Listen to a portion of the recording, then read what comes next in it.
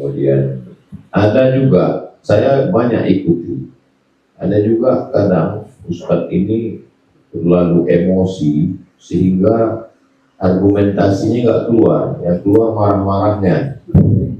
Kalau dia bisa tenang gitu. Itu apa kuncinya bisa tenang itu? Ustadz kan ahli hadis nih. Ustadz pernah baca nggak Nabi Muhammad SAW pernah naik gunung sampai susah bernapas gitu? Tidak ada Ustadz ya? Orang waktu naik ke Jabal Nur, Jabal Sur tak ada cerita. Tak ada cerita itu.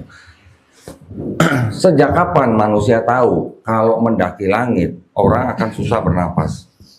Baru tahun 1648 seorang ilmuwan bernama Pascal, dia yang pertama kali menyatakan bahwa semakin tinggi udara oksigen makin tipis. Bismillahirrahmanirrahim. Assalamualaikum warahmatullahi wabarakatuh.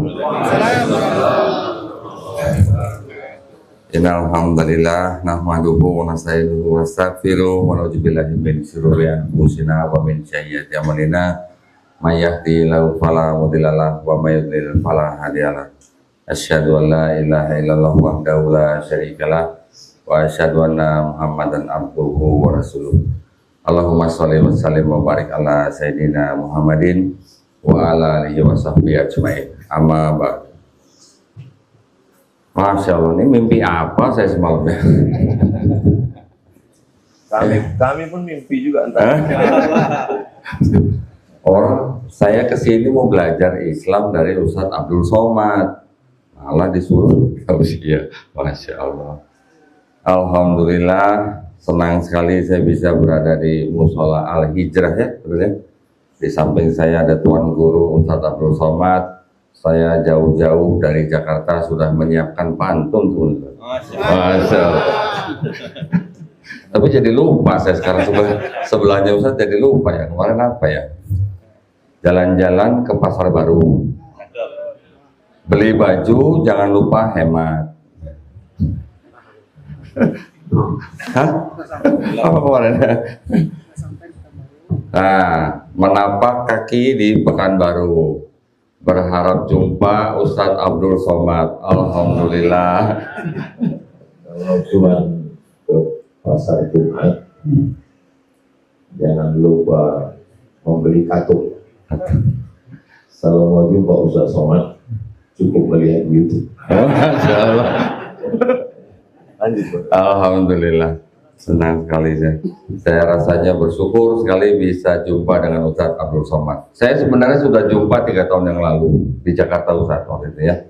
Cuma saya juga lupa acara apa itu. Saya ketika baru masuk Islam, yang saya tonton juga Ustadz Abdul Somad.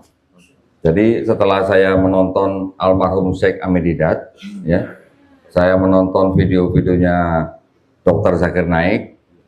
Saya akhirnya belajar ulang kitab saya. Jadi saya menonton almarhum Syekh Ahmed Didat itu sambil buka, sambil pegang kitab. Nah, dia sebut ayat, saya cepat bukanya.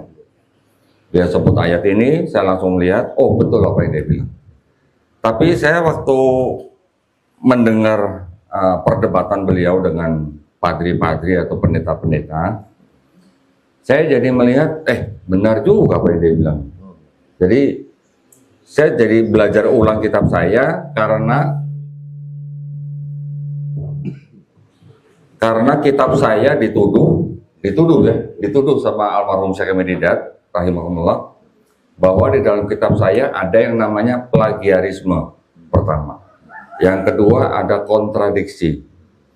Yang ketiga ada ayat tidak asli.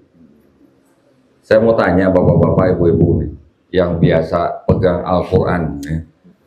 Seandainya di Quran Bapak Ibu baca ada catatan kaki di bawahnya, ayat ini pasti tidak asli, rasanya bagaimana tadi? Tipek. Saya waktu mendengar ya argumen daripada almarhum Syekh Ahmed Didat, hati saya panas Ustaz. Panas, kitab saya dibilang ada ayat tidak asli, berarti kan ini tidak bisa disebut kitab suci, ya. Tetapi akhirnya saya banyak mencatat apa yang diperdebatkan, ayat-ayat itu banyak catat. Meja kerja saya itu penuh dengan kertas apa itu dulu namanya post-it ya. Nah, ada post-it yang ada lemnya, jadi tempel. Meja saya penuh dengan catatan post-it. Isinya ayat-ayat Bible. Ketika saya mencari bukti, akhirnya saya mendapati bukti yang dituduhkan oleh almarhum Syekh Ahmad Didat itu malah dari kalangan saya sendiri. Jadi saya mendapatkan bukti bahwa betul memang ayat ini dulunya tidak terdapat di dalam naskah-naskah kuno, ya. Awalnya ayat ini adalah catatan di pinggir halaman, kemudian disisipkan ke dalam naskah-naskah Yunani oleh para penyalin. Disebut karenanya bagian ini atau ayat ini pasti tidak asli. Saya berpikir tidak asli kan berarti palsu ya, betul Pak? Terus akhirnya saya bilang kalau begitu kitab yang disebut kitab suci ini tidak bisa disebut sebagai kitab suci. Setelah sekian tahun saya mempelajari kristologi, saya juga belajar Islam, termasuk juga dari Tuan Guru. Akhirnya kitab yang dulu menjadi bukti ya bahwa ada ayat yang tidak asli itu saya pegang di depan pendeta ketika saya berdebat, Ustaz. Jadi saya di Yayasan Garda Mualaf ini memang ditugaskan untuk berdebat dengan para pendeta minimal setahun 2 kali. Kita yang sediakan tempat, kita yang bayar tempatnya, kita sediakan kamar dan segala macam fasilitas buat para pendeta hanya untuk berdialog. Akhirnya kitab yang dulu itu saya pegang menjadi bukti bahwa ayat ini tidak asli, saya perlihatkan di depan pendeta, saya tanya, Pak Pendeta, 1 Yohanes 5 ayat 7 itu firman Tuhan atau bukan? Tapi saya sambil pegang. Saya tahu pendeta ini jujur. Dia jawab, bukan, gitu. Ketika dia jawab bukan, saya cukup buat saya, ya, cukup buat saya untuk membuktikan di depan penonton. Begitu penonton dengar pendeta bilang bukan, penonton tepuk tangan. Ketika saya tanya di dalam kitab Bapak ada kitab namanya Ibrani. Siapa Pak yang menulis atau mengarang kitab Ibrani ini? Pendeta bilang tidak diketahui. Penonton tepuk tangan lagi. Sampai akhirnya saya tunjukkan di depan pendeta itu, kalau begitu Pak, kitab yang ada di meja Bapak itu bisa nggak Pak disebut sebagai kitab suci? Dengan jujur pendeta itu bilang bukan. Tepuk tangan lagi penonton. Buat kami, buat saya dan teman-teman di Yayasan Garda Mualaf Indonesia, buat kami pengakuan seperti itu sudah cukup. Ya, saya berdebat dengan pendeta berapa kali, saya tidak punya niat untuk memualafkan siapa-siapa. Ya, saya hanya membuktikan di depan mereka, direkam, disiarkan di YouTube, bisa menjadi jalan hidayah buat siapapun. Alhamdulillah itu bonus buat kami ya. Jadi ketika dia bisa bilang itu bukan kitab suci, sudah cukup buat saya. Bahkan ketika setelah berdebat ada ibu-ibu datang, kok saya mau masuk Islam? Tunggu ya Bu ya, debatnya belum selesai sebenarnya. Ini masih coffee break gitu. Ibu tunggu sebentar, nanti debat selesai, baru kita sadar. Setelah selesai, saya bilang sama pendeta, Pak Pendeta, terima kasih banyak sudah datang.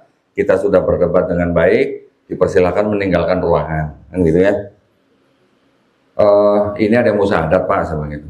Kata pendetanya, saya belum pernah melihat orang syahadat.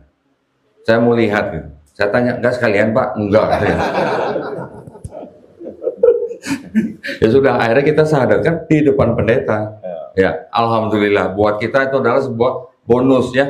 Ada orang yang menjemput hidayah karena melihat debat kita, sama seperti saya dulu masuk Islam juga karena menonton debatnya almarhum Syekh Ahmad Didat, debatnya Dr. Zakir Naik. Jadi berdebat bukan tidak boleh Ustaz ya, boleh ya, tetapi harus dengan cara yang paling baik.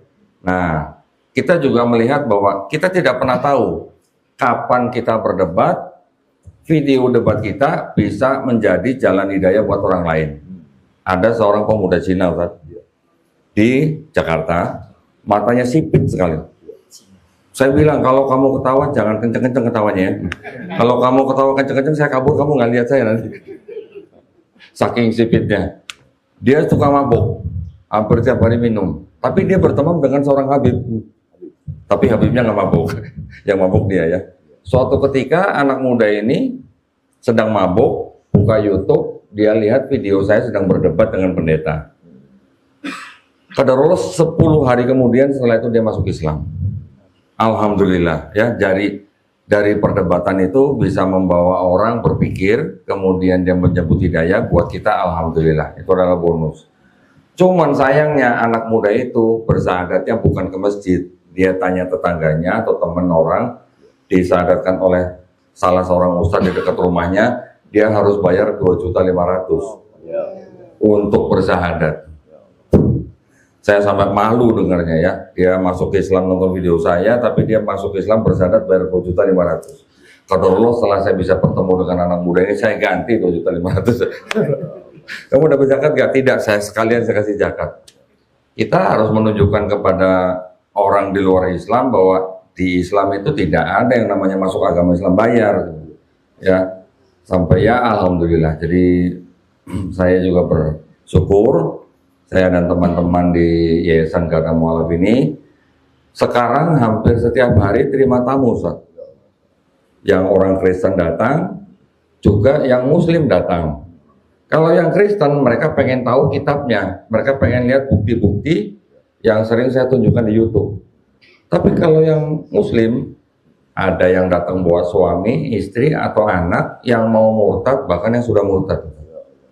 Itu hampir setiap hari saya terima tamu. Kami tidak pernah istilahnya mengajak atau merayu atau membujuk orang untuk masuk Islam. Saya hanya menunjukkan bukti-bukti apa yang ada di studio saya. Ini kitab kamu, isinya begini, silakan pikir sendiri. Nanti ada juga suami istri yang jadi ribut depan saya, tuh. Kamu kalau nggak masuk Islam kita cerai katanya. Saya bilang, Pak Bu, ributnya di rumah aja, Bu, jangan di sini. Ya seperti itu. Jadi kita sekarang ketika ada orang masuk Islam di tempat kami, alhamdulillah sekarang kami mau mereka menjalankan Islam dengan baik secara kafah, gitu ya. Caranya bagaimana? Kalau saya kumpulkan, Ustaz, saya mengumpulkan 20-30 orang itu sulitnya bukan main kalau di Jakarta. Orang bekerja, sibuk dan segala macam. Akhirnya saya punya ide kenapa saya tidak mengirim guru privat masing-masing mualaf. Jadi akhirnya sekarang kita kirim setiap minggu dua kali, satu kali datang 90 menit.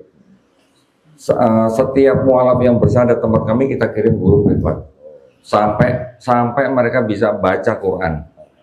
Kalau belum baca Quran saya belum stop, harus bisa baca Quran. Jadi mereka tidak bisa menghindar. Yang belum sunat, laki-lakinya juga saya sunatkan gratis, harus kasih jadwal gitu. Gak bisa sunat di rumah, datang ke klinik yang kan tidak sama dengan kami. Alhamdulillah semenjak tahun lalu kurang lebih ada 300 orang, Ustaz, yang masuk Islam di tempat kami, dan kami mohon doanya dari Bapak Ibu semuanya, mudah-mudahan kami semuanya juga istiqomah ya, supaya orang-orang yang masuk Islam di tempat kami itu juga yakin dengan seyakin-yakinnya bahwa Quran itu benar-benar mukjizat yang diturunkan Allah Subhanahu wa taala kepada nabinya ya, yang membuktikan bahwa Quran itu bukan karangan seorang manusia. Tadi Ustadz Abdul Somad juga sudah mengutip beberapa ayat yang mungkin berkenaan dengan sains.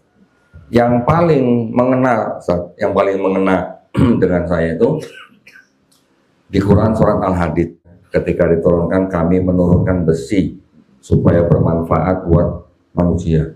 Terjemahan dulu menurunkan, terjemahan sekarang menciptakan, anzalna.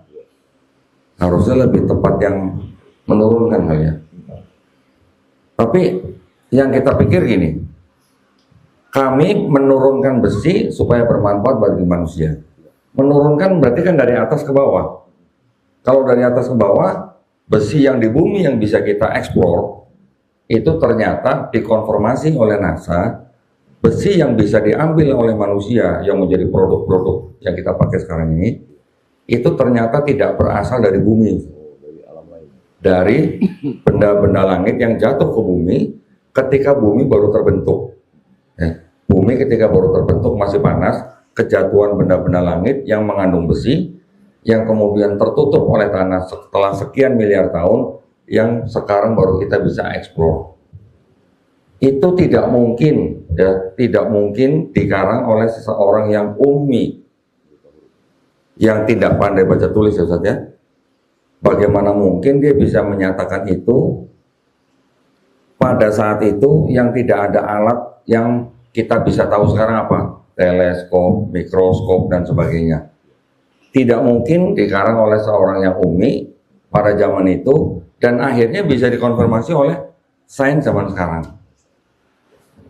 Seorang fisikawan namanya Stephen Hawking menyatakan bahwa alam semesta kita ini, setelah kita bisa punya teleskop yang bisa mengamati bintang-bintang, akhirnya mereka mengambil kesimpulan bahwa alam semesta ini mengembang. Di Quran sudah dijelaskan dari mana seorang Nabi Muhammad SAW yang umi bisa menyatakan hal-hal seperti itu. Di Quran surat Al-An'am juga disebutkan bahwa ketika Allah mengizinkan orang untuk memeluk Islam, Allah menjadikan orang itu dadanya lapang untuk belajar Islam. Tetapi ketika Allah SWT mengizinkan orang itu tersesat, Allah SWT membuat orang itu dadanya sesak dan sempit seperti mendaki langit. Ustadz kan ahli hadis nih. Ustadz pernah baca nggak Nabi Muhammad SAW pernah naik gunung sampai susah bernapas gitu? Iya. Tidak ada Ustadz ya? Orang waktu naik ke Jabal Nur, Jabal Sur, tak ada cerita. Tak ada cerita itu. Sejak kapan manusia tahu kalau mendaki langit orang akan susah bernapas? Baru tahun 1648 seorang ilmuwan bernama Pascal, dia yang pertama kali menyatakan bahwa semakin tinggi udara oksigen makin tipis ya. Dari mana seorang nabi yang umi bisa mengatakan bahwa orang dadanya sesak dan sempit seperti mendaki langit? Masya Allah. Jadi ya, dan di dalam Quran yang sudah saya pelajarin, kurang lebih ada 1000 ayat. 1000 ayat yang berhubungan dengan sains, dan ternyata kurang lebih 80% terbukti benar, Ustaz. Yang 20% belum terbukti benar, tapi juga belum terbukti salah. Ya, insya Allah dengan ilmu probabilitas, entah 10 tahun lagi, entah 100 tahun lagi, entah 1000 tahun lagi, insya Allah akan terbukti benar. Ya. Jadi saya ingin mengajak Bapak Ibu supaya kita selalu berpegang kepada Quran. Tidak ada lagi Nabi yang bersama dengan kita. Yang ada bersama kita sekarang adalah ulama-ulama penerus Nabi. Tetapi apa yang bisa kita pegang, yang bisa kita pelajari, yang bisa kita baca kalau bukan Qurannya? Ya. Umat Islam tidak perlu apa-apa selain daripada Quran. Di dalam Quran sudah dijelaskan semuanya. Tetapi kalau kita ingin mengetahui hal-hal yang lebih detail, baru kita turun ke hadis yang sahih. Kalau tidak ada di hadis yang sahih, baru kita turun kepada ijma ulama ataupun ilmu qiyas ya, Ustaz. Maka itu saya juga ingin berpesan pada Bapak Ibu di sini, karena saya pernah di sana, saya tahu pola pikir mereka. Kita sendiri tahu bahwa di Quran disebutkan di Quran surat Al-Baqarah ayat 120, orang Yahudi dan orang Nasrani tidak akan ridho kalau kita belum ikut agama mereka, betul ya? Maka itu kita sekarang yang wajib untuk apa? Menguatkan iman dan akidah kita supaya kita tidak ikut jalan mereka. Setiap hari kita baca di Quran, baca di sholat bahwa Allah SWT melaknat mereka. Tetapi kalau kita tidak memperkuat iman dan akidah kita, itu berbahaya buat kita. Ya, satu hal yang ingin saya sharing buat Bapak Ibu, bahwa mereka membuat kitab-kitab itu dengan istilah-istilah Islam juga. Ya, di dalam kitab mereka ditulis Alkitab.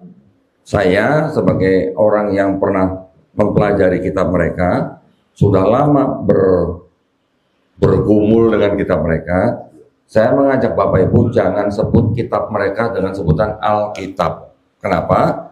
Karena Al-Quran kita nama lainnya juga Alkitab. Ya. Yang kedua, mereka juga membuat kitab dengan tulisan si Injil. Ya. Kita sebagai orang Islam jangan menyebut kitab itu juga sebagai sebutan Injil. Kenapa? Karena di Quran yang disebut dengan Injil kan cuma satu, wahyu yang diturunkan kepada Nabi Isa alaihissalam untuk Bani Israel pada zaman itu. Sedangkan kitab yang mereka bikin Injil itu di dalamnya nanti ada Injil Matius, Injil Markus, Injil Lukas, Injil Yohanes gitu. Itu bukan Injil yang diterima oleh Nabi Isa alaihissalam yang dimaksud Quran. Ya. Jadi Quran sudah membenarkan bahwa Allah Subhanahu wa taala telah memberikan kitab Taurat, Zabur, Injil kepada Bani Israel pada zaman itu. Tetapi kalau dipelajari, ternyata kitabnya orang Yahudi yang disebut dengan Tanakh, ya, Tanakh itu singkatan Torah, Nevi'im, Ketuvim. Juga kitabnya orang Kristen atau Nasrani yang disebut dengan Injil, itu bukan Taurat dan Injil yang dimaksud oleh Quran. Ya, kenapa? Karena kita bisa tahu, kita bisa cek latar belakang sejarah penyusunannya. Tanakh yang di kitabnya orang Yahudi disusun kurang lebih 1000 tahun setelah Nabi Musa alaihissalam tidak ada.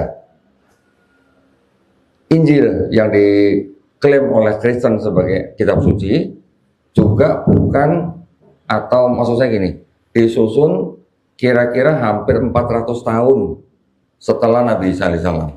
Jadi kita tidak pernah baca ya di Quran atau di hadis Nabi Musa alaihissalam atau pengikutnya dan Nabi Isa alaihissalam atau pengikutnya menulis kitab Injil. Betul, Ustaz? Tidak ada kan?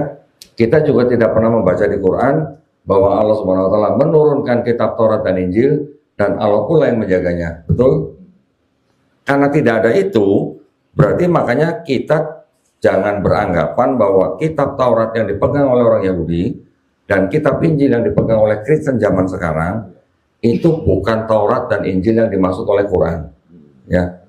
Jadi maksud saya, ketika Bapak Ibu nanti bertemu dengan orang yang memberikan kitab ada tulisan Injil, ini loh Injil yang diterima Nabi Isa, jangan buru-buru percaya. Ya. Pegangan kita adalah Al-Quran. Di Quran sudah jelas, Al-Quran membenarkan kitab-kitab yang diturunkan, tapi yang asli yang diberikan kepada Nabi dan Rasulnya untuk Bani Israel pada zaman itu.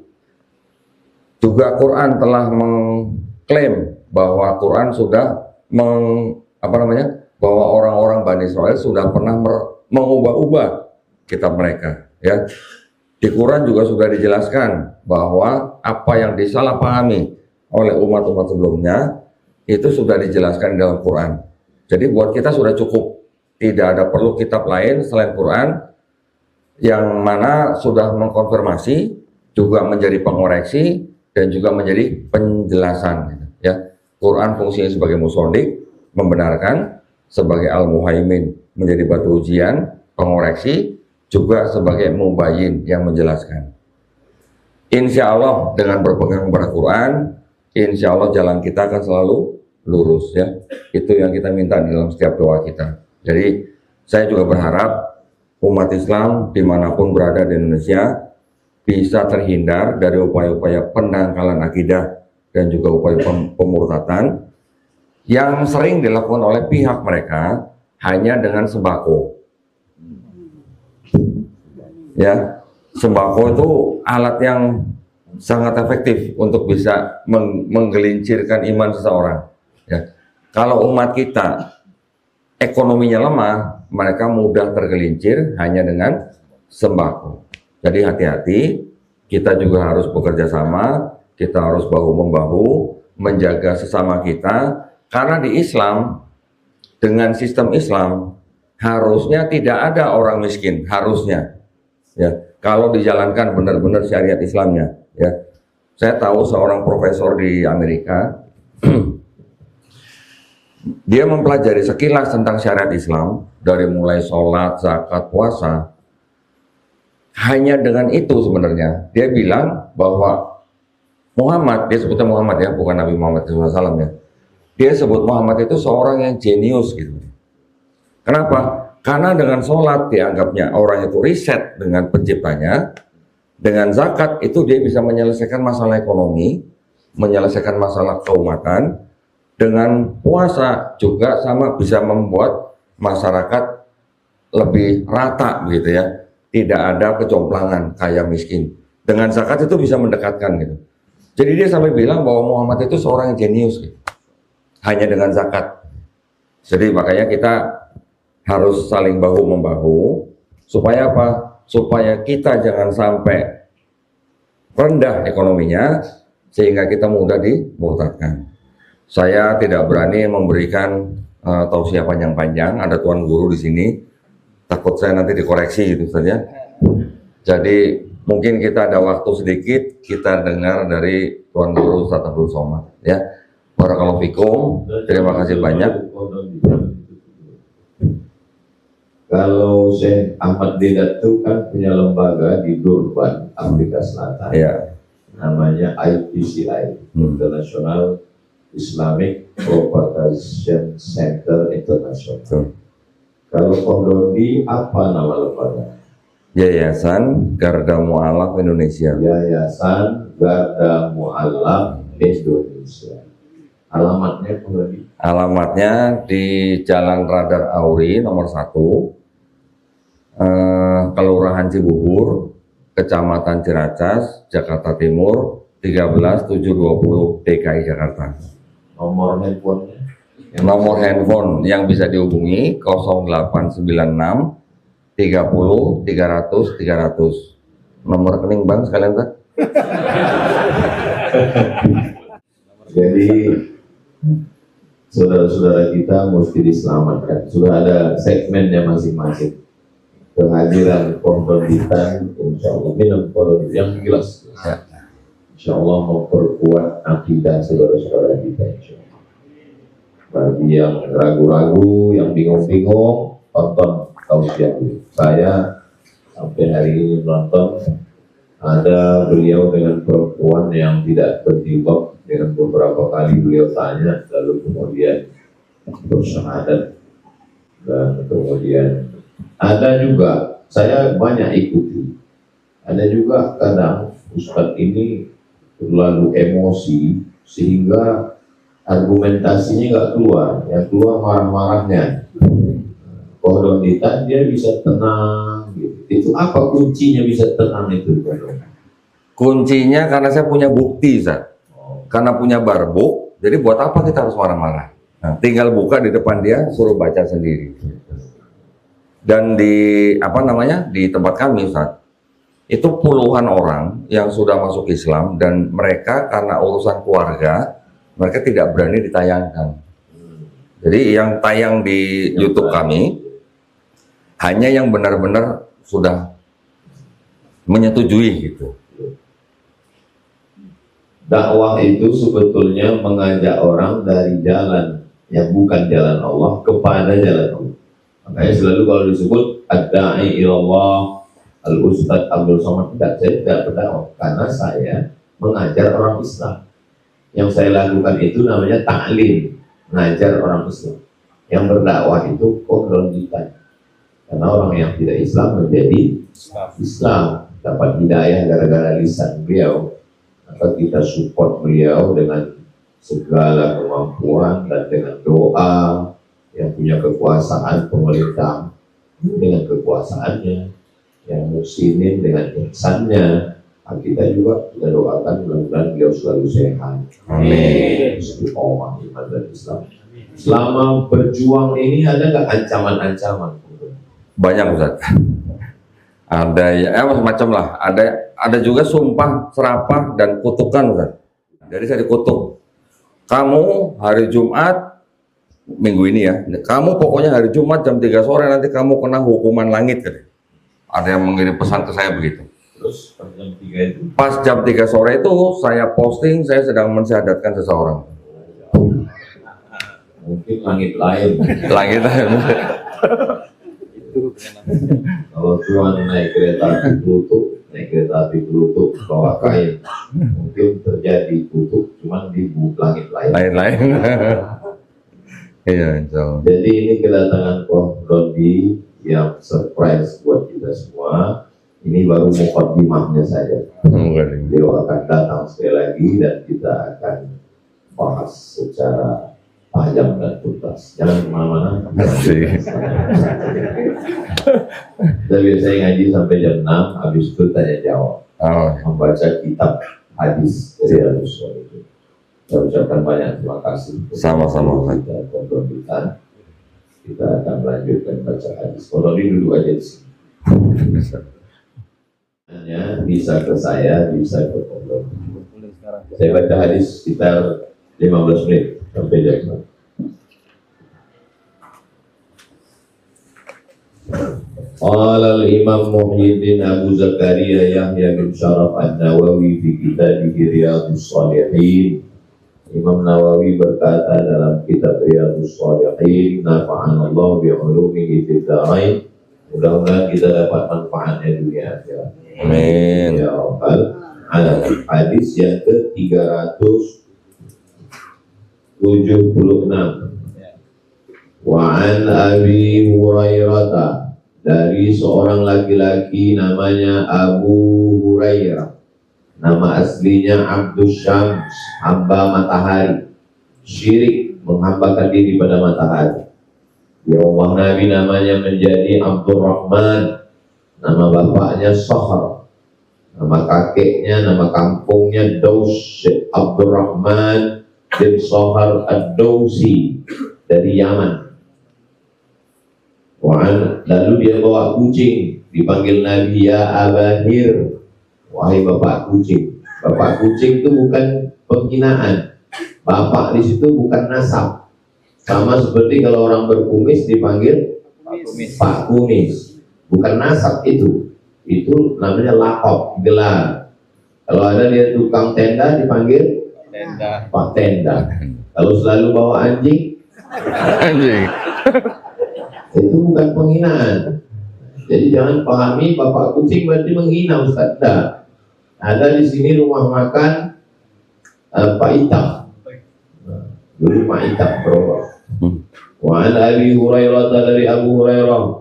Setiap menyebut nama sahabat radhiyallahu an. Jangan tulis RA. Radhiyallahu an. RA itu Raudhatul Atfal, TK. Radhiyallahu an, Allah meridhoinya.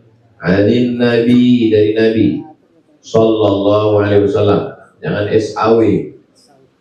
Saya pernah tausiah di dekat Pasar Bawah, di kantor, lupa kantor apa. Selamat datang Ustaz Abdul Somad pada acara Maulid Nabi SAW. Mari kita bersyukur kepada Allah SWT. Selesai acara, saya tak tanya, panitia yang ngasih tahu, mohon maaf Pak, kepala kantor kita non muslim. Oh. Qala, Nabi berkata, sab'atun, ada 7 golongan manusia. Bukan 7 manusia, 7 golongan. Yudhilluhumullah, mereka nanti akan dapat zilal. Zilal artinya bayang-bayang, naungan. Kalau panas kita bernaung di bawah bayang-bayang pokok kayu. Jadi ada makhluk yang paling besar namanya Arsy. Arsy itu secara bahasa singgasana. Tapi jangan pahami Allah duduk di atas Arsy. Karena Allah itu mawujud bila makan. Allah ada tanpa tempat. Itu yang kita pahami dari sifat 20 mukhalafatuhu lil hawadis. Kalau kita memahami dia duduk di atas Arsy, berarti pemahaman kita bukan pemahaman Islam ahli sunnah wal jamaah. Makhluk yang paling besar Arsy. Nanti orang bernaung di bawah Arsy itu, dan kita mudah-mudahan termasuk yang dapat naungan itu. Amin. Yauma la dhilla illa dhilluh, hari itu tidak ada naungan kecuali naungan Allah. Bagaimana dengan gunung-gunung? Gunung Merapi, Merbabu, Gunung Sibayak, Gunung apa di Sumatera Barat? Gunung Singgalang. Wa takunul jibalu kal'ihnil manfush. Gunung-gunung seperti bulu kambing dihembus angin. Apalagi kita. Lalu siapa yang dapat naungan? Imamun adilun, pemimpin yang adil. Kita doakan mudah-mudahan pemimpin kita adil. Amin. Banyak juga yang komplain, Ustaz jangan doakan pemimpin. Kan? Perhatikan kalau saya berdoa, ya Allah tolonglah pemimpin kami yang adil. Yang adil, yang korupsi enggak. Imamun adilun, pemimpin yang adil. Siapa yang bisa membebaskan Palestina? Bukan Ustaz. Yang membebaskan Palestina adalah Imamun Adilun. Siapa namanya? Umar bin Khattab. Umar bin Khattab yang pertama mengambil Palestina. Siapa yang membebaskan Palestina dari peperangan? Imamun Adilun. Namanya Salahuddin Al-Ayyubi. Siapa yang bisa membebaskan Konstantinopel? Imamun adilu, namanya Muhammad Al-Fatih. Jadi banyak orang sekarang ke saya, kapan Ustaz membebaskan Palestina? Saya RT aja, enggak, saya bilang. Saya bukan pemimpin yang adil. Ulama membentuk pemimpin yang adil. Jadi Salahuddin Al-Ayyubi itu kok bisa jadi pemimpin yang adil? Banyak orang mengejek Imam Al-Ghazali. Imam Al-Ghazali itu hanya cerita mati, cerita batin, cerita hati. Dia tidak pernah berjuang untuk Palestina. Salahuddin Al-Ayyubi khatam kitab Ihya Ulumuddin, ditulis oleh Imam Al-Ghazali, meninggal 505 Hijriah. Kalau Masehinya 1111. Orang Riau yang meninggal tahun 1111 Syekh Burhanuddin Putri. Lahir 1111 Syekh Burhanuddin Putri. Jadi waktu lahirnya Syekh Burhanuddin itu tahun meninggalnya Imam Al-Ghazali. Jadi pemimpin itu dibentuk oleh ulama. Maka saya semangat setiap ngaji Rabu subuh ini, karena banyak anak-anak muda yang akan menjadi Salahuddin Al-Ayyubi. Amin. Setelah kami tak ada lagi, dia nggak apa-apa. Amal jariahnya mengalir ke kami. Jadi subuh Rabu ini banyak mahasiswa-mahasiswa. Dan memang yang sampai kemarin ini anak muda, kalau tua nggak sampai. Tapi ada juga yang tua Pak Ustaz, mereka tidak tua, mereka anak muda yang terjebak di tubuhnya. Imamun adil. Muhammad Al-Fatih punya guru namanya Agha Syamsuddin. Agha Syamsuddin membawa Muhammad Al-Fatih berziarah ke makam sahabat Nabi yang berjuang untuk membebaskan Konstantinopel, umurnya 80 tahun. Yang rumah dia dulu ditumpangi Nabi waktu Nabi pertama hijrah ke Madinah. Namanya Abu Ayyub Al-Ansari. Abu Ayyub Al-Ansari ini mendengar hadis, "Latam tahunal Konstantinia, kalian akan merebut Konstantinopel." Mendengar hadis itu, dia dengar ada pasukan, dia pun pergi. Umur dia 80, meninggal di Konstantinopel. Kubur dia di bawah pokok kayu. Panjang umur, sehat badan, nanti kita umroh mampir ke Turki. Ongkos tanggung masing-masing. Dibawa Muhammad Al-Fatih ke makam Agha Syamsuddin, membawa muridnya ini. Pas ziarah itu dia kasih tahu, ini orang umur 80. Waktu itu umur Muhammad Al-Fatih ada yang bilang 19, ada yang bilang 20, ada yang bilang 21. Kenapa ikhtilaf tentang umurnya? Karena ikhtilaf tentang tanggal lahir. Jadi Muhammad Al-Fatih setelah ziarah itu bangkit semangatnya. Itulah dia merebut Konstantinopel dalam umur 19, 20, 21. Hai Muhammad Al-Fatih, waktu kau umur 19, 20, 21, apa yang kau rebut? Konstantinopel. Anak-anak muda sekarang umur 20 ditanya, apa yang sudah kau rebut? Hati dia. Imamun adilun, membentuk pemimpin yang adil. Kalau pemimpin yang adil mengeluarkan izin untuk pendidikan agama TK, SD, SMP, SMA, perlu dikeluarkan izin yang akan melahirkan orang-orang yang bisa mempertahankan Islam dari serangan luar, seperti Syekh Ahmad Dedat, Dr. Zakir Naik, dan Kofron Vita. Negara tidak perlu menyekolahkan beliau, karena beliau sudah jadi. Hanya perlu membuatkan lembaga mensupport. Ditolong atau tidak ditolong, makhluk-makhluk seperti ini akan terus ada. Wa may yartadda minkum an dinihi, siapa di antara kamu yang meninggalkan agama ini, fa sawfa ya'tillah, Allah akan mengganti biqaumin, dengan sekelompok orang, yuhibbuhum, Allah mencintai mereka, wa yuhibbuna, dan mereka pun membalas cinta Allah, yujahiduna fi sabilillah, mereka berjuang di jalan Allah, la yakhafuna fillah laumata laim, mereka tidak pernah takut, tidak pernah gentar apapun. Jadi kalau ada orang meninggalkan, mereka tetap bergerak. Jadi anak-anak muda yang punya hobi, yang selalu berdebat di medsos, tapi pakai fake account, yang suka berdebat, menjadi debaters, bapaknya di depannya, emaknya di depannya. Itu pergi ke konformitas, jadi ajarnya ke depan. Jadi arahkan ilmu depannya itu ke arah yang benar. Imamun adil, pemimpin yang adil. Dua, wasabun, anak muda. Nasya'a fi ibadatillah, anak muda yang tumbuh dalam beribadah kepada Allah. Mudah-mudahan sabun, anak muda yang hadir subuh ini. Amin. Syabab itu batas umur syabab itu sampai berapa? Sampai umur 50. Jadi saya masih syabab.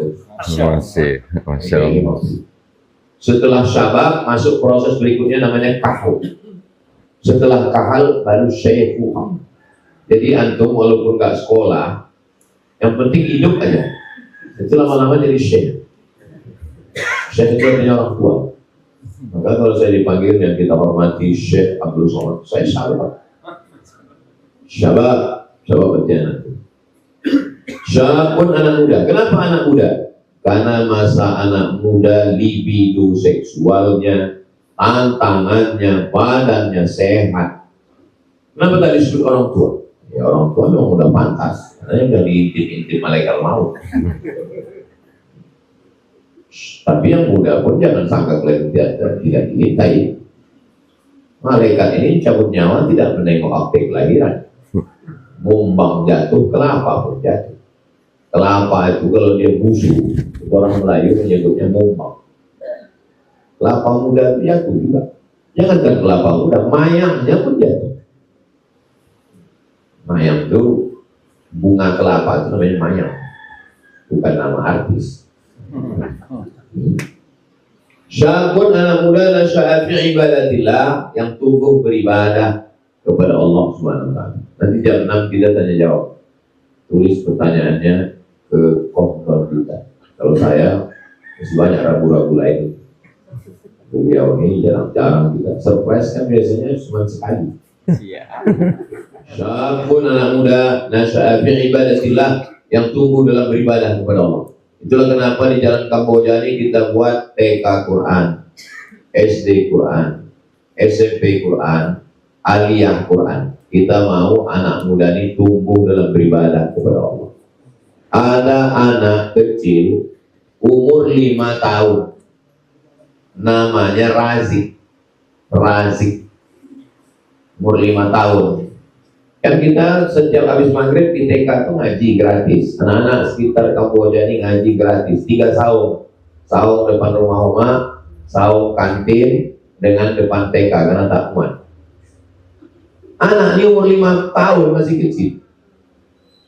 Ustazah nggak mau nerima dia karena bunyinya pun belum. Tapi dia sama maknya minta ngaji terus setiap malam. Dan anak ini paling baik budi, kata ustazah. Dia tak banyak tingkah. Jadi pas saya di Jakarta kemarin, saya ke Jakarta hari Kamis. Rupanya hari Kamis itu dia mandi di tanah di belakang pondok itu, bukan tanah kita, tanah orang. Orang ini menggali tanah 2 meter, tidak dipagar.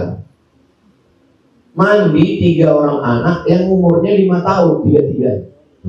Masuk Razik nih kita. Yang anak kecil ini balik mengadu ke ibunya, dia tak berani. Ibu yang anak ini yang mengadu ke bapak Razik.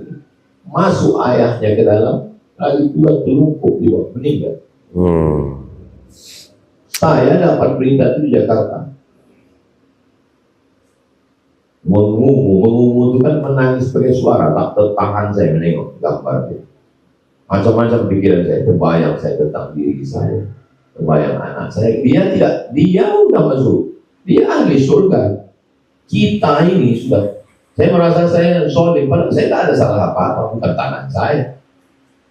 Mestinya kalau kita ada tanah itu dipagar, apalagi di tempat lingkungan masyarakat yang perumahan padat. Mudah-mudahan yang begini tak terjadi lagi di masa akan datang.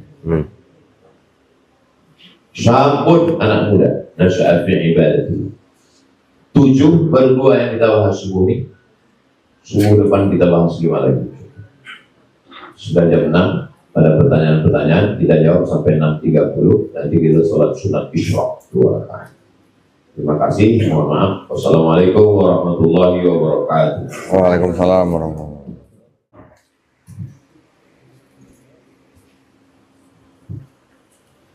Kertas-kertas yang lain kasih.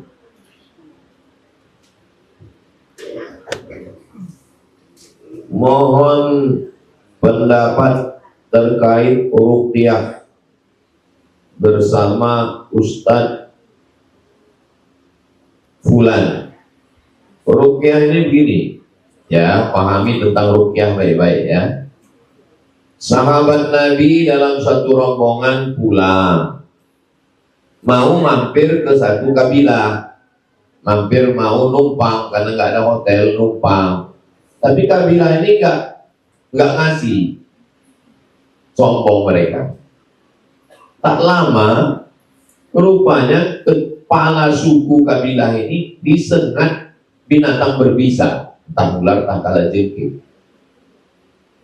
Kesakitan, dikejar mereka lah orang yang mau musafir tadi. Tak ada yang bisa mendoa. Dipanggil, dibacakannya Al-Fatihah. Dibacakannya Al-Fatihah, sembuh. Dapat kambing hadiah. Pulang mereka jumpa Nabi, mereka tanya ke Nabi, ya Rasulullah, yang ditanyakannya bukan ruqyah itu boleh atau tidak, yang ditanyakannya kambingnya boleh diambil atau tidak. Kata Nabi, boleh diambil. Itu dalil boleh mengambil upah dari ruqyah dan boleh membacakan ayat-ayat. Hadis pertama. Hadis yang kedua, sahabat Nabi berjumpa dengan orang gila, lalu dibacakannya Al-Fatihah dengan menahan air liur. Ditahannya, lalu kemudian dihembuskannya, sembuh orang gila itu. Lalu kemudian Nabi sendiri membacakan kepada cucunya Hasan dan Husain. Yang ketiga, u'idhukuma bi kalimatillahi tammah min kulli syaitanin wa hammah wa min kulli ainin lamah. U'idhukuma, aku mohon kepada Allah perlindungan untuk kamu berdua wahai Hasan dan Husain, bi kalimatillah, dengan kalimat firman Allah. U'idhukuma bi kalimatillahi tammah, yang sempurna, min kulli syaitanin, dari gangguan setan, wa hammah, dari gangguan binatang berbisa, wa min kulli ainin, dari semua mata, lamah, yang mencela, yang tercela, dan kemudian sehat walafiat. Nah, itu ruqyah. Jadi ruqyah itu hanya sebatas doa. Ingat itu, ruqyah itu hanya sebatas doa. Jadi nanti kalau ada ahli ruqyah mengatakan, saya melihat jinnya hitam, itu udah tanda-tanda bukan syar'i. Ini kalau saya lihat ini dari arah sana, rumah mantan yang mana? Ya kayaknya dari sana. Jadi ruqyah itu hanya doa.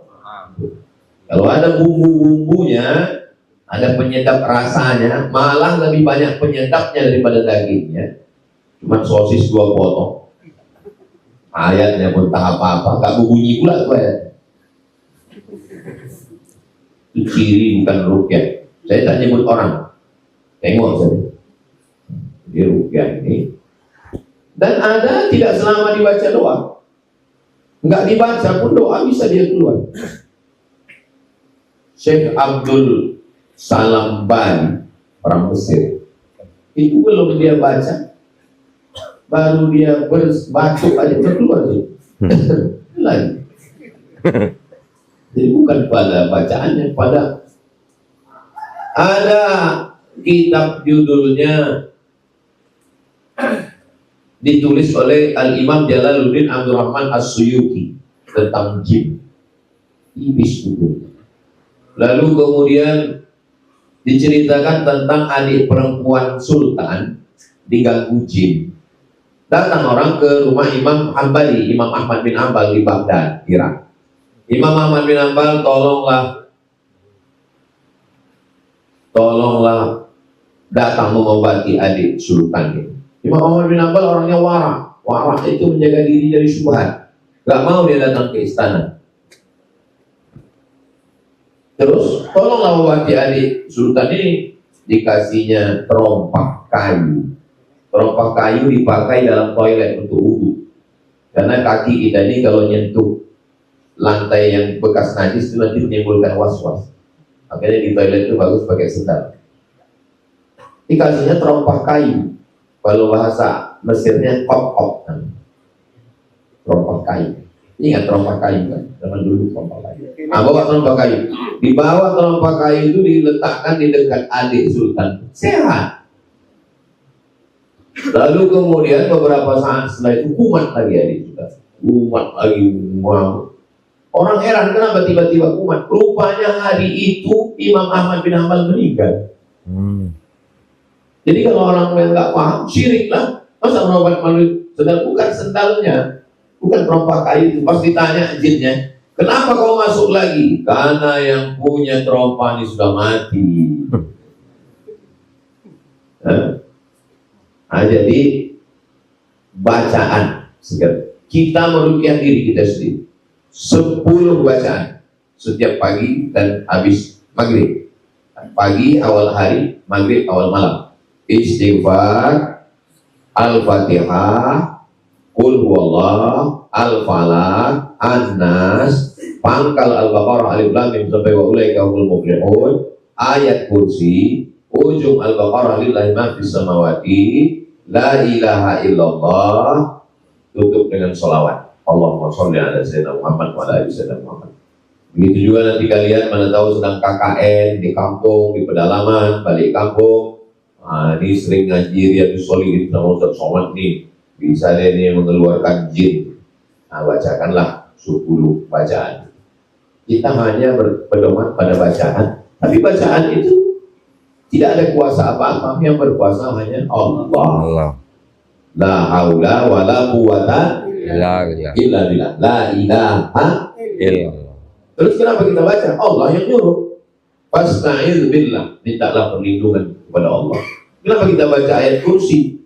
Allah yang nyuruh baca ayat kursi melalui Nabi Muhammad sallallahu alaihi wasallam.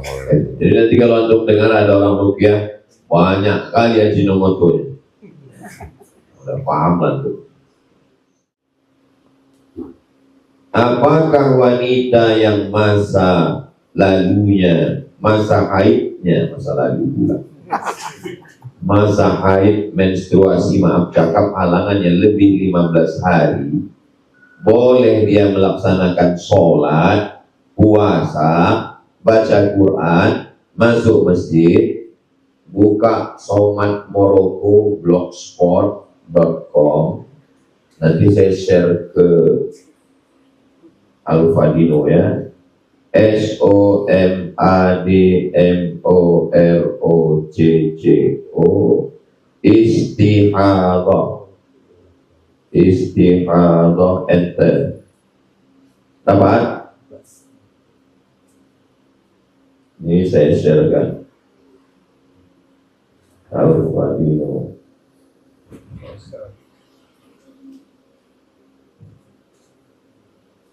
Ya, sudah saya tulis tentang ini. Kapan Ustaz Somad tulis ini? 25 Agustus 2010. 15 tahun yang lalu. Kemana aja kau belum tak kau baca ini? Dikutip dari Fikih Sunnah karya saya Said Sabiq juz 1 halaman 86 sampai 89. Al-mustahadatu, tentang istihadah. Annahu la yajibu 'alaiha al-ghuslu li syai'in min as-salati. Dia sedang istihadah. Dia setelah mandi suci dari haid. Ini hari yang ke-15 hari ini. Mandi dia suci dari haid. Dah mandi karena udah 15 sudah. Masuk hari ke-16 besok subuh, dia tidak lagi perlu mandi pas mau sholat. Dia hanya wudhu saja. Dia tidak perlu lagi mandi yang baru. Begitu menurut jumhur, menurut mayoritas ulama. Annahu yajibu 'alaiha al-wudhu li kulli shalah, tapi dia wajib berwudhu.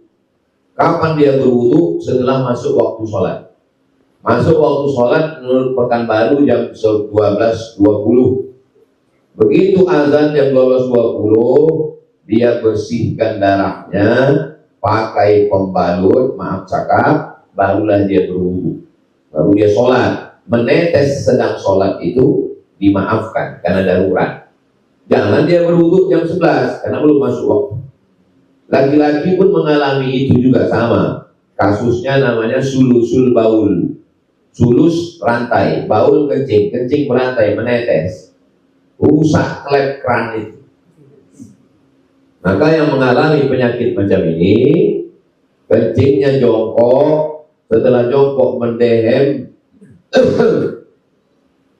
kalau buat dari itu batu. Nah, setelah itu keluar habis, menetes juga lagi, berarti dia kena sulusul baul. Caranya dia berwudu setelah masuk waktu, setelah azan, baru dibalutnya senapan angin itu pakai selasiban. Habis itu baru dia sholat. Kalau menetes waktu sedang sholat itu ma'fu anhu, termaafkan, ya, tak sembahyang gara-gara itu. Antal sila farjaha, dibasuhnya kemaluannya qablal wudu, sebelum dia berwudu, wa tahshuhu bi khirqah, lalu dibalutnya dengan kain atau qitnah atau dengan katun. Katun itu apa? Ala pokok kabu-kabu kalau orang Melayu, kapas, kabu-kabu kalau orang Melayu. Daf'an lin najasa, untuk menolak najis supaya tak menetes, supaya tak keluar najisnya. Allah tatawaddaha qabla dukhuli waktu sholat, tidak boleh berwudu sebelum masuk waktu. Jangan berwudu sebelum masuk waktu. Annahu yajuzu li zawjiha an yaqaha, dia udah punya suami, bolehkah suaminya menggauli dia? Annahu yajuzu, boleh suaminya. Jadi tak ada alasan suaminya, di airport ini kan banjir terus, jadi pesawat ini mau mendarat ke airport lain. Bahasa Ustaz tak boleh vulgar, ya, ceritanya tentang pesawat terbang.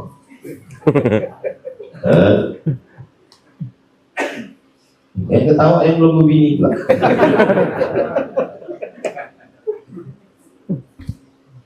Al-mustahadatu, perempuan yang mengalami istihadah, ya'tiha zawjuha, boleh dia berhubungan dengan suaminya.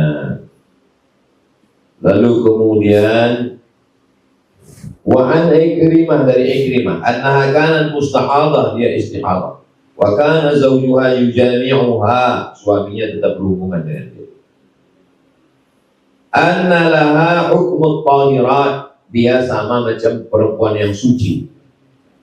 Usolli, tetap sholat, wa tasumu, tetap puasa, wa ta'takifu, boleh i'tikaf, wa taqra'ul qur'ana, boleh baca Quran, wa tamussal mushafa, boleh menyentuh mushaf, wa tahmiluhu, boleh bawa Quran, wa taf'alu kullal ibadat, dan dia boleh melaksanakan semua ibadat. Wa hadza mujma'un alaih, ini ijma' yang disebutkan kolon di tadi, Quran, hadis, ijma'.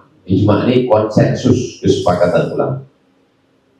Dijawab orang, jazakumullah khairan Ustaz, kata dia. Dia membalasnya 2017. Oh, lama udah dia jawab. Baru ini saya baca. Oh, banyaknya komen-komen. Saya malas baca komennya sebetulnya. Kadang banyak juga yang memaki-maki. Nah, itu tentang istihadah. Istihadah itu sama macam luka.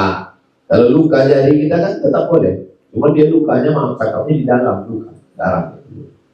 Mudah-mudahan saudari-saudari kita yang kena segera sembuh. Amin. Bagaimana hukumnya makmum membaca Rabbil Firli pada selesai membaca Al-Fatihah? Ghairil maghdubi alaihim waladdallin.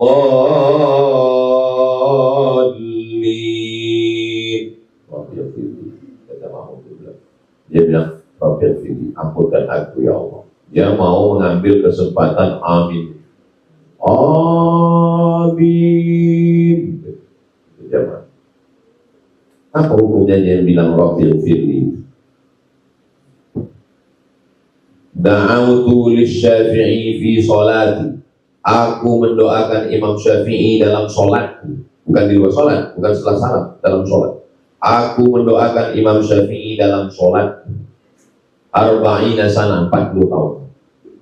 Yang ngaku ini siapa? Imam Hambal, Imam Ahmad bin Hambal yang subuhnya nggak pakai kurun itu mendoakan Imam Syafi'i yang berkurun selama 40 tahun. Apa doanya? Rabbil fidli wali walidayya wali Muhammad bin Idris Asy-Syafi'i. Ya Allah, ampunkan aku, ampunkan emak ayahku, ampunkan Imam Syafi'i. Boleh membaca doa di dalam sholat, ketika tegak, ketika ruku, ketika sujud, ketika sebelum salam, selama doa itu tidak berbahasa asing. Kalau bisa bahasa Arab, kalau tak bisa bahasa Arab, doanya dalam hati saja. Jadi dia mengatakan Rabbil fili itu tidak batal sholat.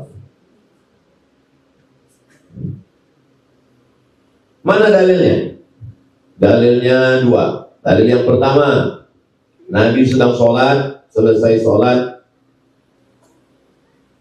Nabi sedang sholat, ketika sedang sholat terdengar ada orang membaca Allahu Akbar kabira walhamdulillahi katsira wa subhanallahi bukratan wa asila.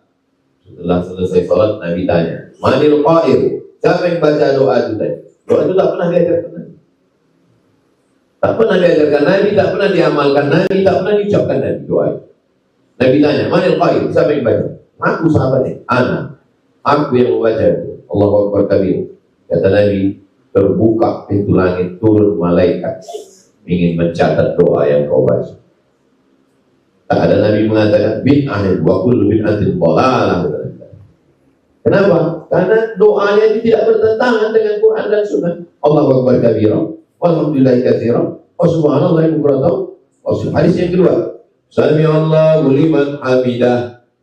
Bacaan yang diajarkan Nabi, Rabbana lakal hamdu, Rabbana walakal hamdu, Allahumma Rabbana lakal hamdu. 3. Tapi sahabat di lain bacaannya, alhamdulillahi hamdan thayyiban katsiran mubarakan fihi. Nabi tanya, manil qail, siapa yang baca doa tadi kok lain bunyinya? Ana, kata dia. Saya ingat apa kata Nabi? Ra'aitu bid'an wa salasina malakan yabtadirun. Aku lihat 70 sekian malaikat berlomba-lomba ingin mencatat doa yang kau baca. Masya Allah. Apa kata Al-Hafiz Ibnu Hajar Al-Asqalani mengomentari hadis ini? Jawazu i'dadzil dzikri, boleh membaca bacaan-bacaan di dalam sholat, ghairil ma'zur, bacaan yang tak ada dalam Quran, tak ada dalam hadis, malam yukhalif bil ma'zur, selama doa itu tidak bertentangan dengan Quran dan Sunnah. Karena banyak orang Islam tak bisa bahasa Arab dan dia ragu-ragu takut salah, akhirnya dia berdoanya setelah salam. Maka orang Islam ini di Indonesia ini banyak berdoanya setelah salam. Setelah selesai salam Allah berdoa. Kalau Ustaz, saya dua-duanya di sujud terakhir pun saya berdoa, di setelah salam pun tadi kita berdoa. Bagaimana hukumnya sholat di atas kursi sementara masih bisa berdiri? Kenapa dia duduk di kursi? Letak kaki kursinya di ujung tempat kaki sok. Nah, di sini letak kaki kursi. Bagian bagus. Jangan letakkan sini, berkelahi sama orang belakang. Banyak saya tengok beberapa kali masjid marah orang belakang, majukan sedikit. Kata dia, enggak, aku sok begitu kan. Bukan, kaki kursi. Karena kaki dia udah hampat, udah. Sini kaki dia. Lalu dia, kalau dia masih bisa berdiri, dia berdiri. Dia cuma tak bisa rukuk, cuma tak bisa sujud. Dia berdiri aja. Di awal itu dia berdiri. Allahu Akbar. Diikutinya Imam Al-Fatihah ayat. Waktu rukuk dia tak bisa, baru dia duduk. Duduk dia baru dia rukuk. Sami Allahu liman hamidah. Sujud agak terturun ke bawah. Allahu Akbar. Allahu Akbar. Jadi yang nggak bisa itu aja yang dapat dispensasi. Kalau liburnya 3 hari, jangan tambah 4 hari. Kalau dispensasinya cuma tak bisa rukuk, jangan tegak di bawah-bawah. Kadang Islam ini mudah memang, tapi jangan terlampau memudahkan. Yassiru, mudahkan. Wala tu'azziru, jangan persulit orang. Basyiru, berikan kabar gembira. Wala tunaffiru, jangan susah-susahkan buat orang lari dari Islam. Banyak orang mau masuk Islam, tak jadi masuk Islam, kodon di gara-gara ustaz berceramah ini terlalu keras. Orang mau masuk Islam, parkir dia dekat mendengar khutbah, gimana bunyi? Nabi Ibrahim disunat pakai kampak. Nah, dia bilang, apa yang cuma kampak? Padahal bunyi hadis itu dalam Sahih Muslim, bil qudum. Bil qudum itu di kampung namanya qudum. Nama kampung itu kampak. Jadi ya benar kampak, si kampak. Apakah masih ada sisa-sisa ajaran tauhid Nabi Isa yang dijadikan dalil ketika berdialog dengan non-muslim? Boleh pakai. Baik. Saya berani katakan masih ada. Bahkan jelas pesan tauhidnya yang disebut dengan Yesus Kristus di dalam kitab mereka. Ya, sedikit saja nih ya bocoran ya. Di dalam kitab mereka ada yang disebut dengan, saya pakai surat gitu ya supaya akrab gitu. Kalau saya bilang buku nanti lain pemikirannya. Di Markus pasal 12 ayat 29 dikatakan begini. Jadi ceritanya Yesus ditanya oleh ahli-ahli Taurat dan orang-orang Farisi, apa hukum yang terutama? Gitu ya. Yesus diceritakan menjawab dengan Shema Israel, Adonai Elohenu, Adonai Ehad. Ada kata Ehad. Kita membacanya Kul huwallahu ahad. Jadi mereka juga Adonai Elohenu, Adonai Ehad. Kalimat tersebut itu sama dengan kalimat yang dianggap perkataan Nabi Musa di dalam kitab Ulangan pasal 6 ayat 4. Sama persis. Shema Israel, Adonai Elohenu, Adonai Ehad. Orang Israel zaman sekarang, mereka juga mengumandangkan kalimat itu seperti orang Islam mengumandangkan azan. Nah, betul ya Ustaz ya? Shema Israel. Shema Israel. Jadi itu adalah pesan tauhid ya, yang diceritakan bahwa itu diucapkan oleh orang yang bernama Yesus Kristus atau kita kenal dengan Nabi Isa alaihissalam di dalam kitab mereka ya, masih ada. Yang lain? Bagaimana cara, saya seorang mu'alaf yang nanya nih mu'alaf, bagaimana cara mengajak orang tua yang belum masuk Islam, mereka fanatik dengan agama? Baik, saya sering mengajarkan kepada teman-teman yang sudah masuk Islam, ketika mereka berinteraksi dengan keluarganya yang belum mau masuk Islam, yang sering saya ajarkan kepada mereka itu adalah kita nggak usah muluk-muluk gitu ya. Yang saya ajarkan adalah bagaimana kita yang disebut dengan muslim ini malah mengikuti apa yang dilakukan oleh Yesus di dalam kitabnya orang Kristen. Contoh, Yesus diceritakan disunat pada hari ke-8. Ada di Lukas pasal 2 ayat 21. Kemudian di ayat 24-nya Yesus diceritakan akikah. Akikah. Ada akikahnya. Jadi kalau kita di Islam akikah mempersembahkan atau mengorbankan sepasang domba untuk laki-laki, Yesus di kitab mereka diceritakan mempersembahkan, orang tuanya maksudnya, mempersembahkan sepasang burung tekukur. Nah, ya, itu mungkin masih tradisi umat Yahudi. Kemudian Yesus juga puasa. Matius pasal 4 ayat 2. Kita juga puasa. Diceritakan Yesus puasa 40 hari. Kita 30 hari. Ya, tambah-tambah puasa Syawal 6 hari sudah dekat-dekat ya saja. Terus kemudian Yesus juga diceritakan dia hidup di bawah hukum Taurat. Karena di Matius pasal 5 ayat 17 dikatakan, jangan kamu menyangka aku datang untuk menghilangkan hukum Taurat. Aku datang bukan untuk meniadakan tapi untuk menggenapi. Ya. Selama langit dan bumi belum lenyap, satu iota atau satu titik hukum Taurat itu tidak akan dihilangkan. Kalau diceritakan hidup di bawah hukum Taurat, berarti dia tidak makan babi. Kita umat Islam juga tidak makan babi. Ya. Diceritakan lagi, Yesus ketika disalib, ya, walaupun kita umat Islam tidak percaya bahwa yang disalib adalah Nabi Isa alaihissalam, tapi diceritakan Yesus ketika diturunkan dari salib dikafani. Kita umat Islam mati di kafani, mereka masuk peti Ustaz, pakai baju pengantin, pakai jas, pakai baju pengantin. Ya, diceritakan juga Yesus juga dibaptis, tulisannya dibaptis ya. Kita umat Islam dibaptis nggak Ustaz? Bukan, ternyata baptisnya orang Yahudi yang disebut dengan mikvah itu sama maknanya di Islam dengan mandi junub Ustaz. Nah, mandi besar ya. Kita mandi besar ternyata maknanya sama dengan mikvahnya orang Yahudi. Baptisnya orang Kristen itu maknanya berbeda dengan baptisnya orang Yahudi. Kalau di Kristen mereka mengatakan manusia lama ditenggelamkan, yang timbul manusia baru dalam Yesus Kristus katanya. Tapi kalau Yahudi dan Islam, baptis dan mandi besarnya umat Islam itu maknanya sama. Ya. Jadi tadi apa? Yesus disunat, Yesus akikah, Yesus nggak makan babi, Yesus dikafani, Yesus dibaptis. Yesus juga ternyata di kitab mereka sholatnya sujud, sujud. Matius pasal 26 ayat 39. Jadi saya sering mengajarkan kepada mualaf-mualaf itu, ketika berinteraksi dengan keluarganya tentang Islam, sebut saja, tunjukin ayatnya bahwa kita melakukan apa yang Yesus lakukan di dalam Bible. Ibaratnya kita malah melakukan sunnah Yesus dalam Bible. Di dalam Bible ya. Jadi artinya ini sudah ditulis di buku Kordon. Belum, saya sedang tulis nanti, insya Allah. Nah, jadi maksud saya, apa yang kita lakukan justru malah boleh dikatakan lebih Kristen daripada mereka sendiri. Ya.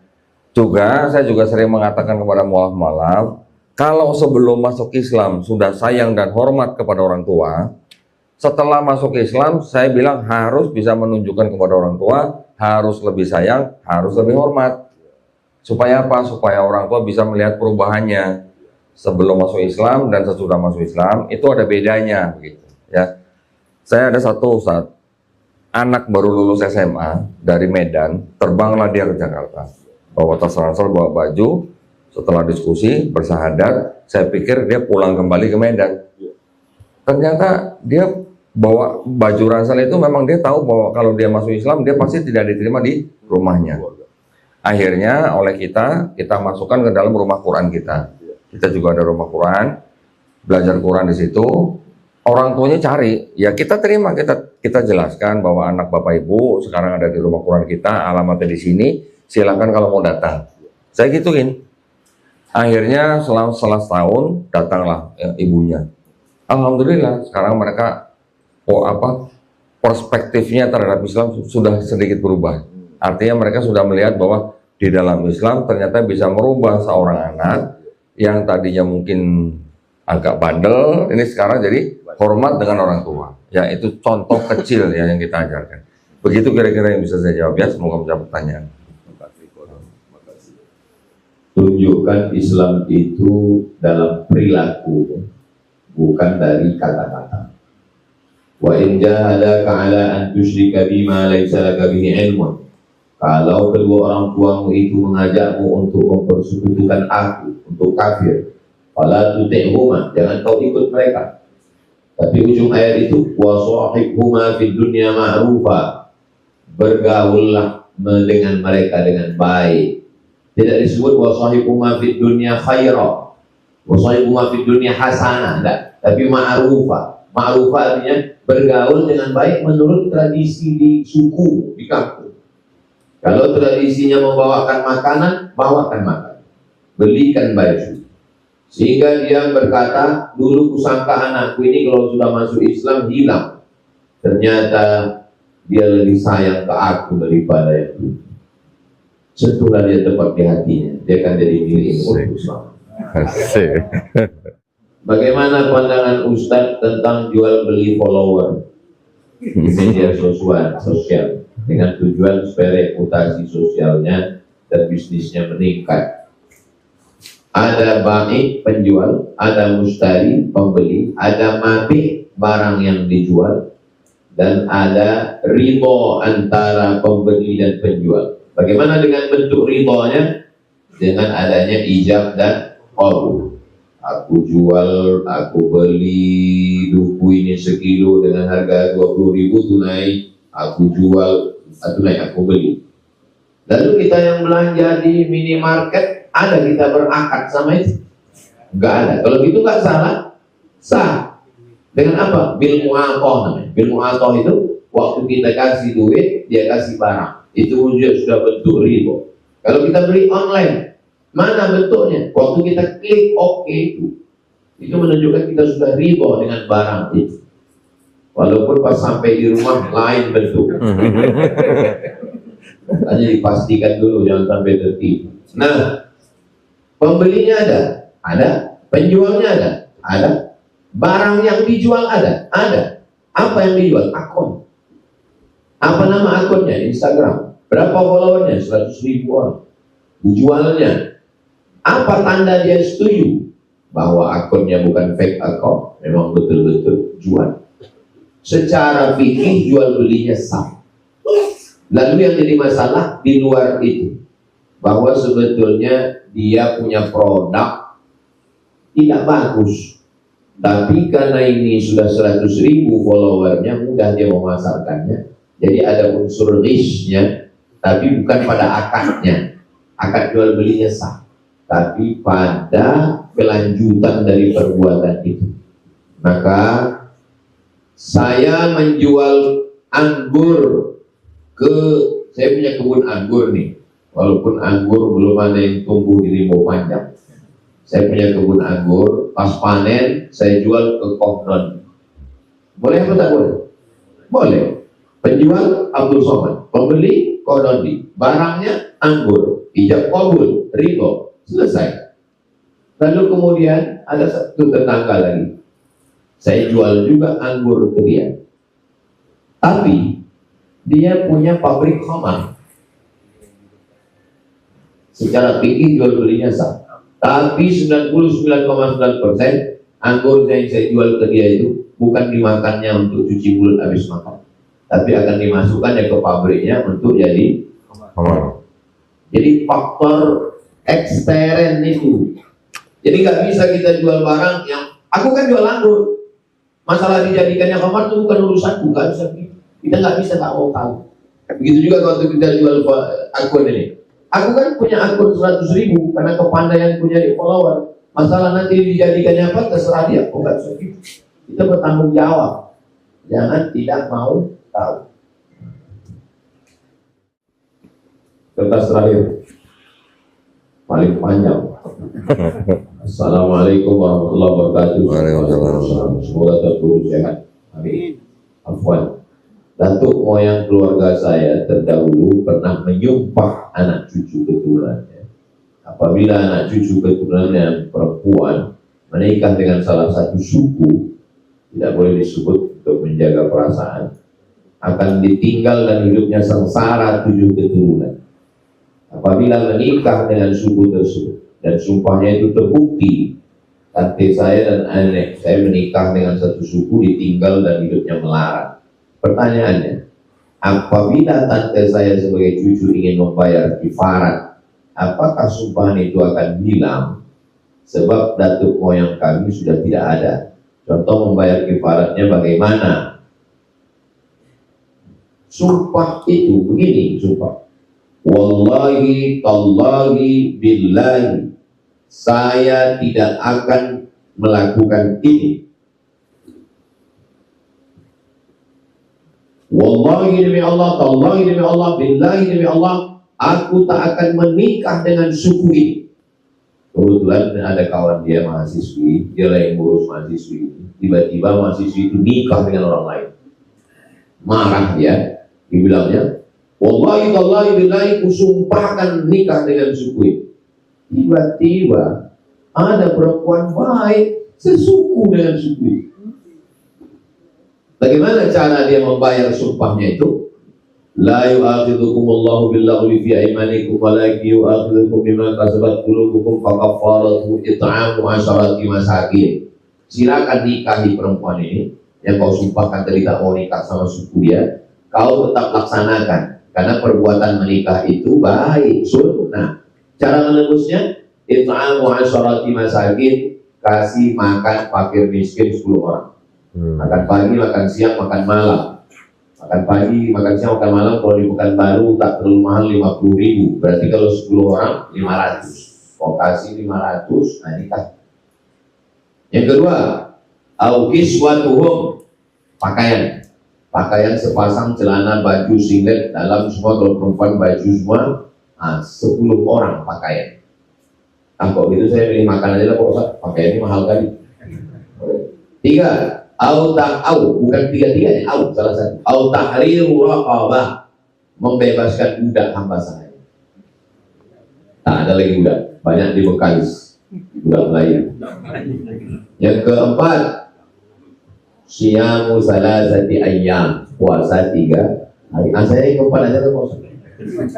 Itulah maka banyak orang menebus sumpah dengan puasa 3 hari karena menebus. Jadi begitu pengertian sumpah itu. Makanya ibu jangan percaya kepada suami yang bersumpah. Aku tak akan menikah deh. Puasanya 3 hari selesai. Saya sebetulnya ini udah mengganggu kenyamanan laki-laki, tapi karena hubungan kita baik, buka. Adapun yang dikatakannya tadi itu bukan sumpah, itu namanya laknat. Laknat itu artinya ba'idun anir rahmah, jauh dari rahmat. Kau kalau nikah kalau itu laknat kau. Dalam Islam gak boleh melaknat. Nabi waktu disuruh melaknat, laknatlah mereka ya Rasulullah. Lam ub'ats la'anan. Aku tidak diutus Allah untuk melaknat. Jadi itu bukan sumpah. Orang kita ini banyak salah istilah. Itu laknat, dia melaknat. Kalau sampai kau nikah sama anak tetangga depan itu 7 turunan sampai anaknya, cucunya, cicitnya, buyutnya, maka aku sumpah kau. Itu bukan sumpah, itu laknat. Apakah laknat itu dikabulkan Allah? Tuhan itu, Allah itu bukan komputer yang diprogram. Kalau sampailah percaya susah gara-gara itu, rusak tauhid itu. An-nafi'u yang mendatangkan manfaat, ad-daru yang menolak mudarat, Allah. Jadi bahwa dia mengalami kesusahan bukan gara-gara itu. Rusak tauhid kita. Puncak dari agama Islam ini adalah tauhid. Allah satu-satunya yang mendatangkan manfaat. Allah satu-satunya yang menolak mudarat. Allah satu-satunya. Tidak kayu, tidak batu, tidak hantu, tidak manusia. Allah SWT yang rusak tauhid. Jadi tak bisa ditebus karena dia bukan sumpah. Jadi semanalah kami puasa? Dia mau nikah aja. Tapi aku takut, berarti rusak tauhid. Kenapa pula kau takut? Gak perlu takut, nikah. Nanti kalau aku susah apa Ustaz? Bukan tanggung jawabku. Itu takdir. Jadi gak usah takut sama yang begitu-gitu. Oh orang kita ini takut ternyata tidak. Itulah kaji kita subuh ini. Di akhir majelis mari kita mohon doa. Astaghfirullahaladzim, astaghfirullahaladzim, astaghfirullahaladzim, alladzi la ilaha illa huwal hayyul qayyum wa atubu ilaih. Allahumma shalli ala sayyidina Muhammad wa ala ali sayyidina Muhammad. Salatan tunjina biha jami'al ahwal wal afat, taqdilana biha jami'al hadat, tahduna biha jami'al sayyi'at, tarfa'una biha indaka 'ala darajat, tuballighuna biha aqsal ghayat, jami'al khairat, hayat wa 'ala al-mamat. إنك سميع قريب مجيب دعوات يا قاضي الحاجات. صلى الله على سيدنا محمد وعلى آله وصحبه وسلم.